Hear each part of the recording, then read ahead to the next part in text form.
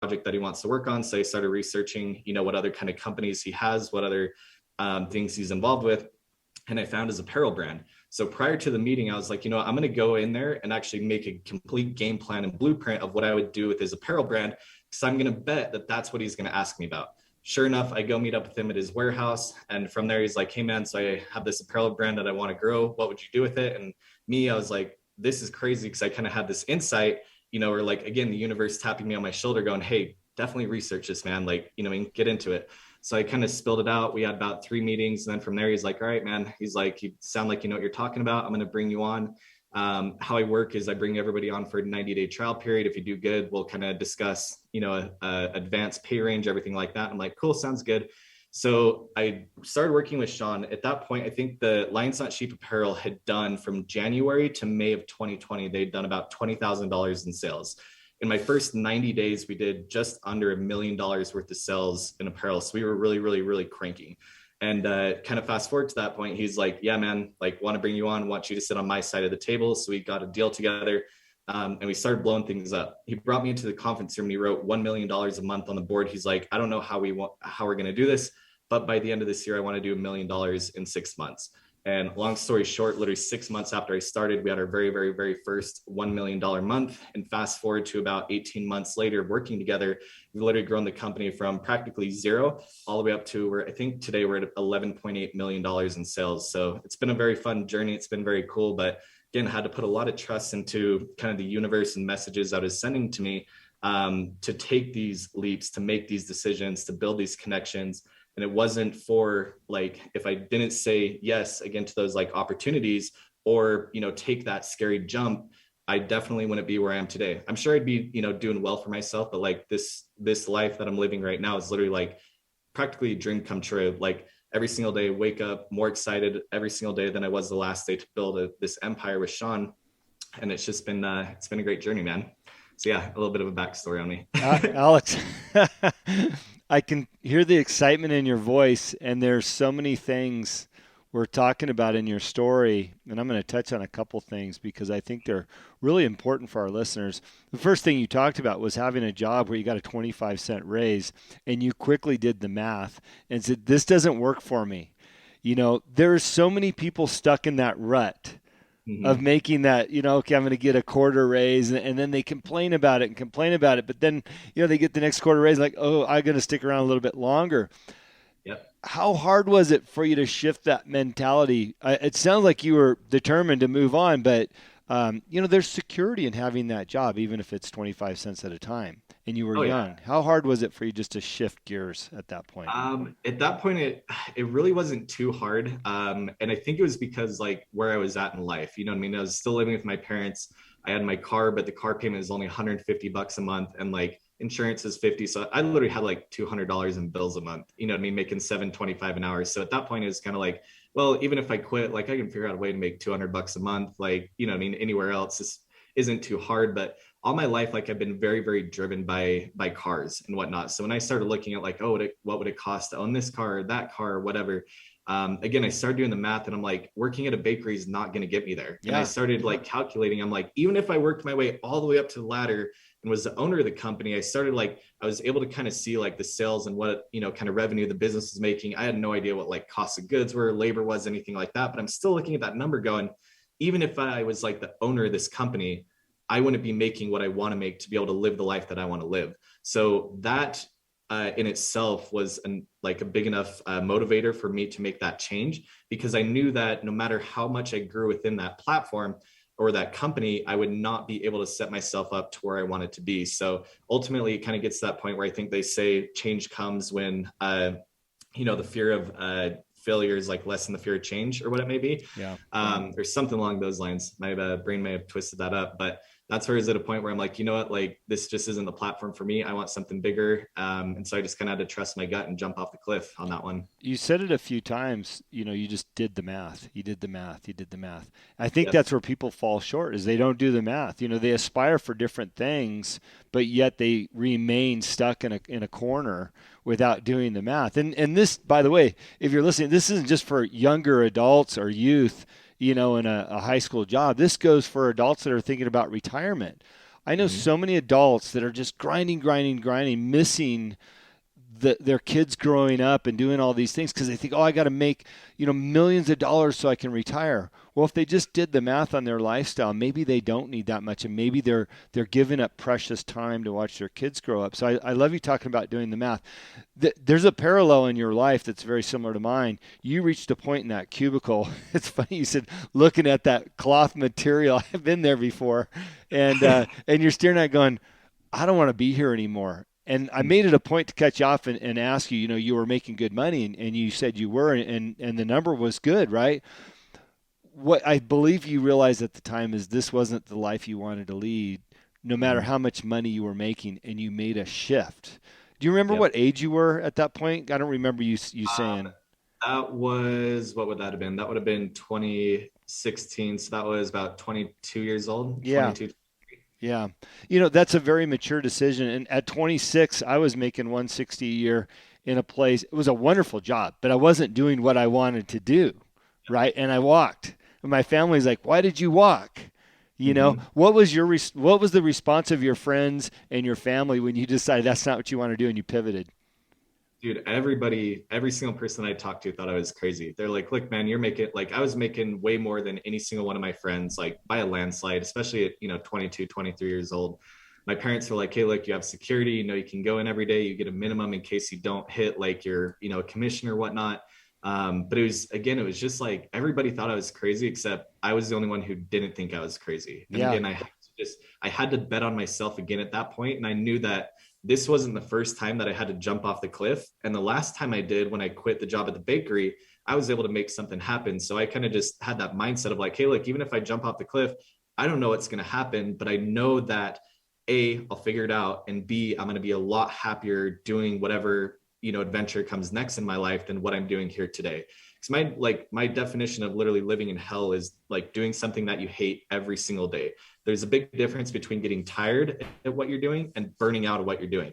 When you're getting, like, I love days where I literally will work 12, 13, 14-hour days because I'm so passionate about what I'm doing, whether it's with the apparel company and then my courses and the education and stuff I sell on the side helping others. That's getting tired. Burning out is when you're sitting there looking at a cubicle wall going, dude, I do not want to be here. Like, you're looking out like at the sun, you're like, dude, I want to be out golfing today, I want to be out on the lake, but you're just like chained to that. And it's like you literally burn out at that point where it's like you have no motivation left, you have no happiness left, your stress levels rise, your anxiety levels rise, and it's just this like cocktail of like horrible feelings. And it's like I don't want to, like, why am I making this decision to go through that every single day? Like, even at that point I was like, even if I quit and do something that makes me half as much money, like, I'm still happier, which is, I put a lot of value on that at that point, because I'd seen what living a lifestyle at making almost $150,000 a year at less than 21 years old looked like. I knew what making six figures a year looked like, and like kind of that lifestyle, and I was like, yeah, it's cool, but that's not even worth my happiness at this point. So that's where I had to make that jump, and let go of that security and that money, which is very hard because like the next 4 years, it was like I working under mentors and everything like that. You don't make a lot of money being like an internship type position. yeah. And so I had to let go of a lot of that. I had to drop like my ego, my pride of being the one who, like, everybody's looking at like, holy shit, Alex is like making some big moves, yada, yada, yada, to go literally back and hit the reset button and go all the way back down at the bottom of the ladder to try and build again. So it was hard. But again, the fear of like living that life where I wasn't happy every single day, it was worth making the jump at that point. It's funny. You could read my book. It's called The Freedom to Say Yes. It's actually your story. We it's funny when you look back, there's a formula that exists in your life and you're just living it, not realizing that it's a formula that people map out in books. And me looking back at my life and writing the book itself, I'm going, okay, I made these transitions unconsciously, but I knew what I wanted and what I didn't want. And you're doing the same thing. Now, here you are helping Sean Whalen with his business, turning over $11 million in sales, Mhm. um, and doing what you love to do. When you reflect back on your life, and you're still very young, but when you reflect back on those years, is there anything that you would change, or are you just happy that you made those decisions when you made them and you didn't waste any more time?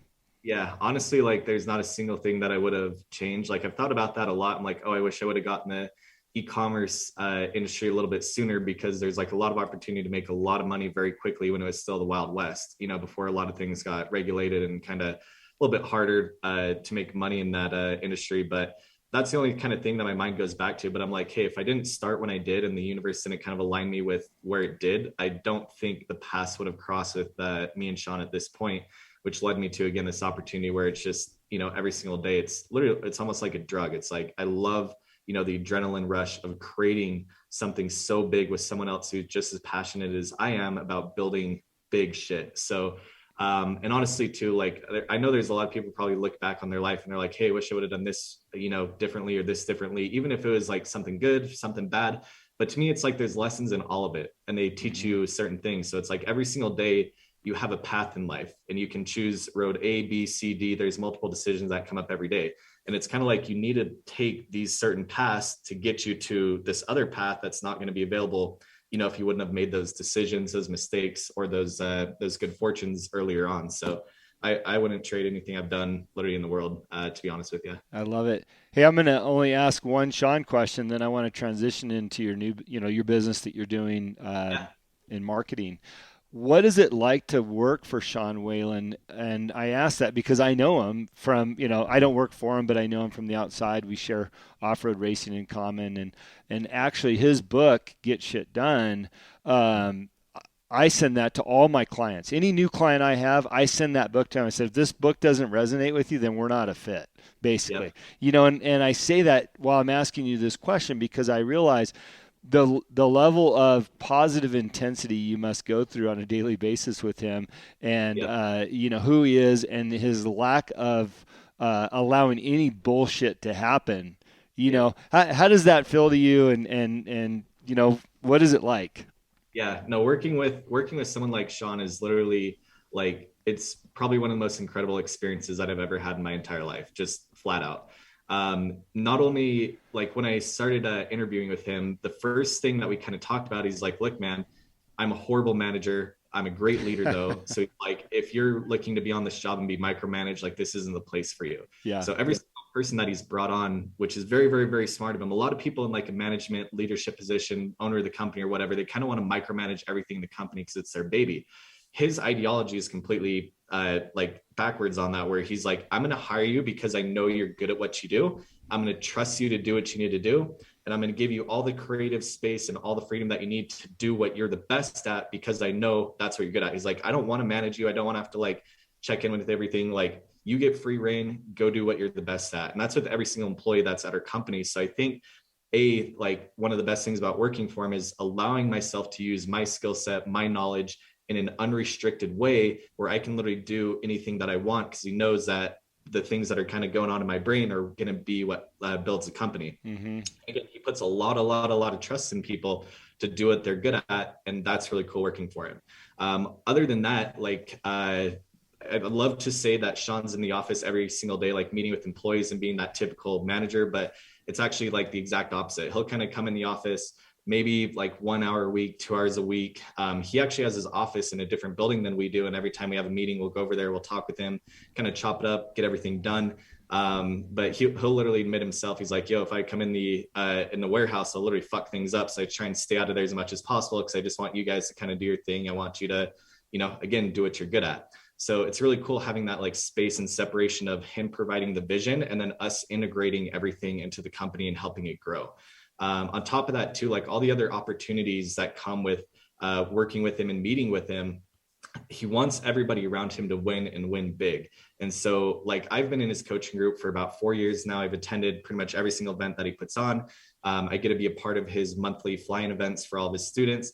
And we literally had one yesterday, and it's like every single day that I meet with him, he's teaching me something new to help better myself. Mm-hmm. And I think it's really cool because he wants everybody to grow and win around him. And he's not afraid to share every single thing he possibly can to help elevate you in that way. And literally every single time I talk to him, I get a golden nugget. Every single time I sit down and meet with him, I get a new idea. I get some inspiration. I get motivation. It's really, really cool to have that kind of leader who's not only just helping you be a better person in business, but in your personal life as well. So that's absolutely incredible. The other fun thing too, working for him is just like his network too. Like he's introduced me to some people that I never thought I'd meet in my entire life. They know who I am. I know who they are. You know, we still talk on a regular basis. It's really, really cool.